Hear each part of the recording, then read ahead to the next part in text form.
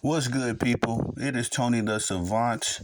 And before we get started, please like the video, share the video, hit the notification bell so you can be notified when I'm dropping content and going live on the channel as well. If you haven't already, please subscribe to the channel as I drop content daily, go live daily, stay very busy on the platform.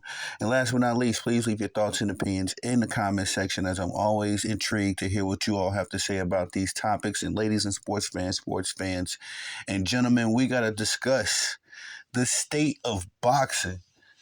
And I just got news across my desk that ESPN will be soon leaving the sport of boxing, as it is just not financially advantageous for them to continue on putting on these boxing matches, these one-sided boxing matches, these boxing matches that nobody has a general interest in. Sadly, and now that ESPN is planning on getting out of the mix, it just adds on to the list of networks that have decided to leave the sport of boxing, like HBO.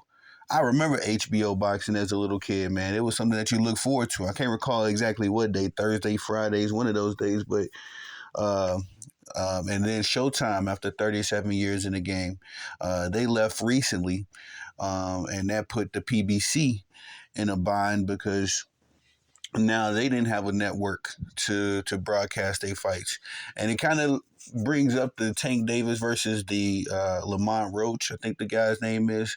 It brings up that fight as I believe they're putting the fight on Amazon Prime, but Amazon Prime is not, like it's going to be more like I think a distributor. They're just going to showcase the fight. They're not going to, put any money or anything like that towards it. The PBC will have to come out of pocket to get that fight on and going, which is why it's been pushed back. I believe at first initially it was supposed to be pushed back to November sometime. No, the fight was supposed to happen in December. Then they said it's going to be pushed back to January. I think to the David Benavidez, David Morrell card, but now it's getting pushed back to March, which is just embarrassing for the quote unquote face of boxing, and also again the state of boxing. But with ESPN leaving, as far as the sport of boxing, that's going to really only leave us with a few networks left. Primarily, I believe the Zone would probably be the most notable of the networks. I remember when Terrence Crawford had his fight with David Avanesian. He had the BLK Prime, and I ain't gonna lie, I was one of those people that laughed at that fight because it just seemed kind of funny, knowing where BLK what BLK Prime is and represents. Nonetheless, Terrence Crawford bought that streaming service. You know what I mean, to broadcast his fight, but it just goes to show the scarcity out here now. And now that I think about it, with again HBO being out of the game, Showtime just recently leaving the game, and if they're saying that ESPN is going to be leaving for sure. But now with ESPN leaving out again, that's really just going to leave us with the Zone. Amazon Prime is willing to be a distributor, not an investor, so that's going to make things a little funny.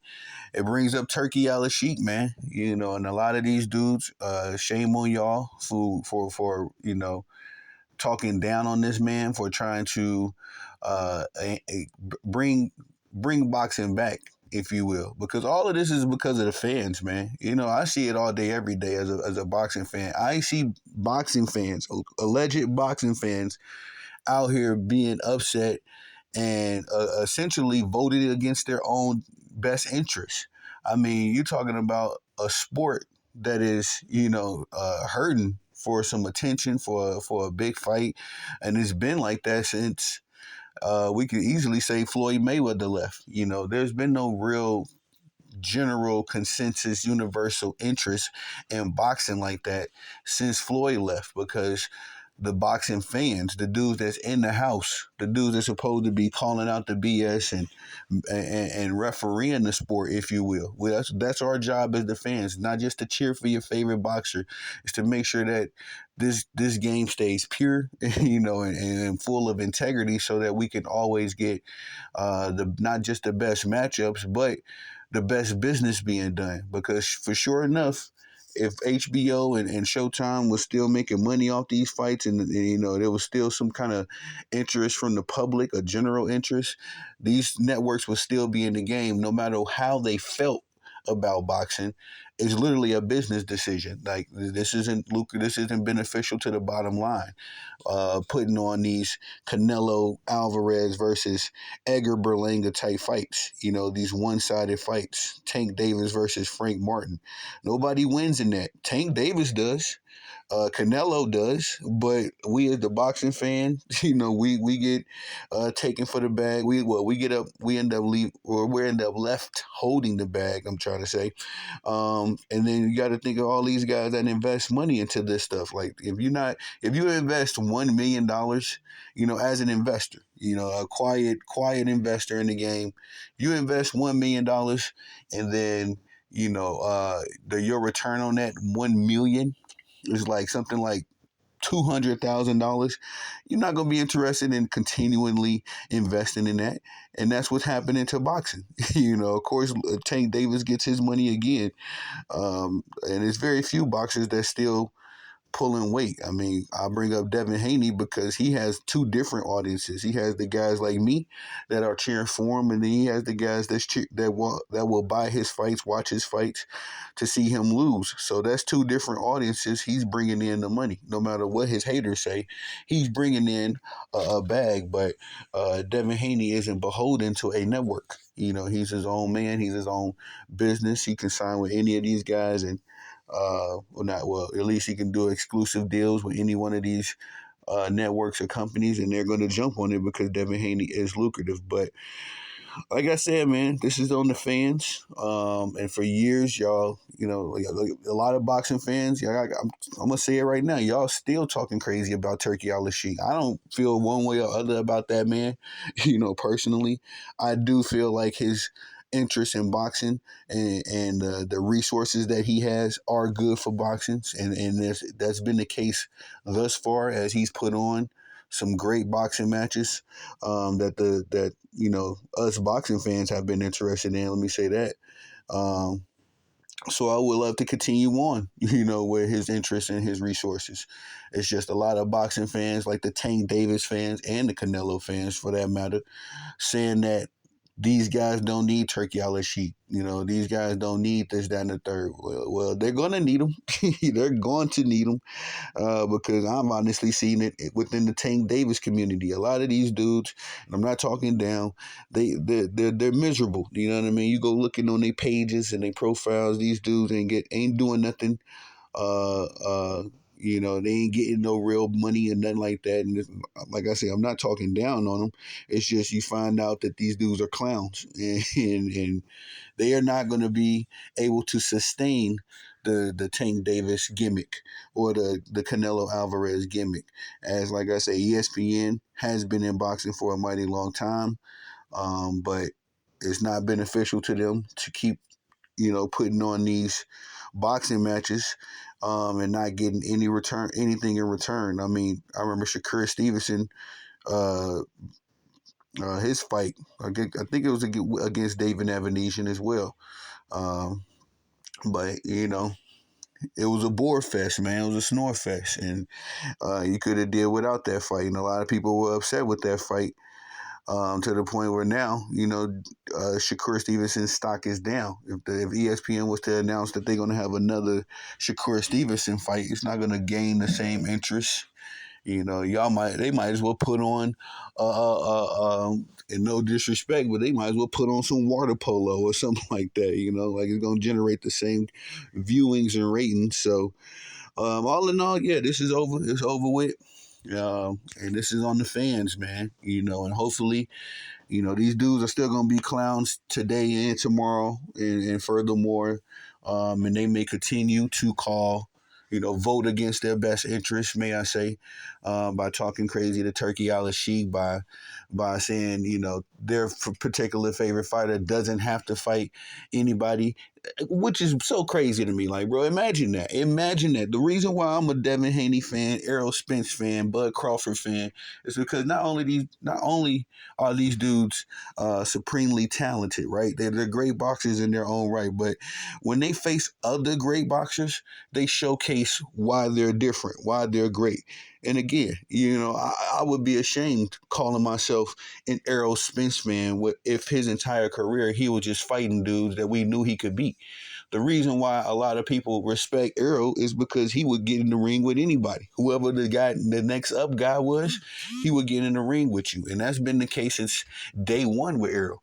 Errol was gunning for Keith Thurman when Keith Thurman was at the height of his powers. He wanted all of the smoke, and we knew Errol was some lethal to deal with, not only because he got the Floyd Mayweather endorsement, but because Keith Thurman was ducking and dodging that fight. To this day, he still, he still don't want no smoke with Errol. So, um, and that's just that's just the point I'm making. Like the best of the best have to fight each other, but so that the interest in their brands and in boxing in general continues to maintain a level of profitability and something that's worth invested in.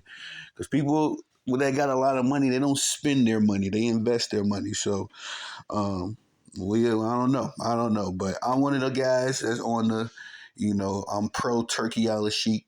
Um, and if I felt there was any funny money or funny business going on with Turkey, then I would call it out. But so far, the 2-3 years this guy's been around in the boxing game, he's put on some great matches. I mean, I believe he funded the Fury Usyk match. I think he's put on a lot of heavyweight matches. I mean, the heavyweight division was dry for years, and he's been able to put on a few great heavyweight matches, including the most recent Du Bois versus what's my guy name? Anthony Joshua. He put on some fights for Deontay Wilder, albeit Deontay didn't look his greatest in those bouts. Still, Deontay Wilder has been active. So kudos to Turkey Al Sheik for that. And I feel like, Tank Davis, Canelo, man, they continuing on this trend of booking one-sided fights. It's just detrimental to the sport. The only thing that's more detrimental than them doing that is their fans supporting these moves. Because it's like, man, it would. I think if Canelo had fought Andre, uh, what's my guy name?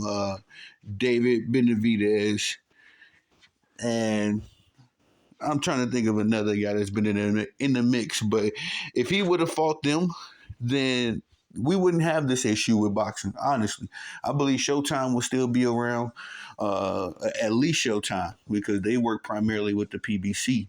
But we will still have Showtime and maybe even new networks coming into the game, because the money that those fights would have generated these last few years, this still would be a good fight, even to this day. But if we would have got Canelo versus Benavidez in 2023, when we was getting a bunch of the super fights, if you will, then I think that would have, put on for now. It would have been It would have been foolish to get out of the sport of boxing now.